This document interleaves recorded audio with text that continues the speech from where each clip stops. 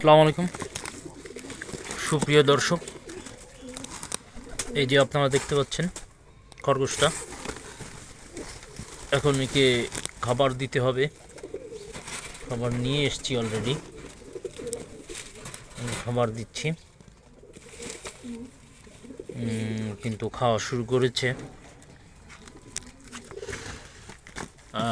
2 দিন আমার এখানে ছিল না, কারণ হলো ও অ্যাডাল্ট হয়েছে।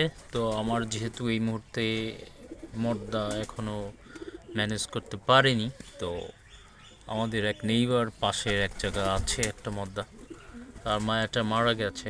তো এই কারণে আমি ওখানে রেখে এসেছিলাম মঙ্গলবার থেকে আজকে পর্যন্ত 3 দিন। তো আজ নিয়ে এসেছি, আশা করা যায় আল্লাহর রহমতে ও প্রেগনেন্ট। তো আপনারা হয়তোবা 1 মাস 5-10 দিন লাগে ওদের ডেলিভারি হতে। তো যদি প্রেগনেন্ট হয়ে যায়, আশা করা যাচ্ছে, তাহলে নেক্সটে ওর বাচ্চা আপনারা দেখতে পারবেন। তো সম্মানিত ভিউয়ার্স, আপনারা সাথে থাকেন।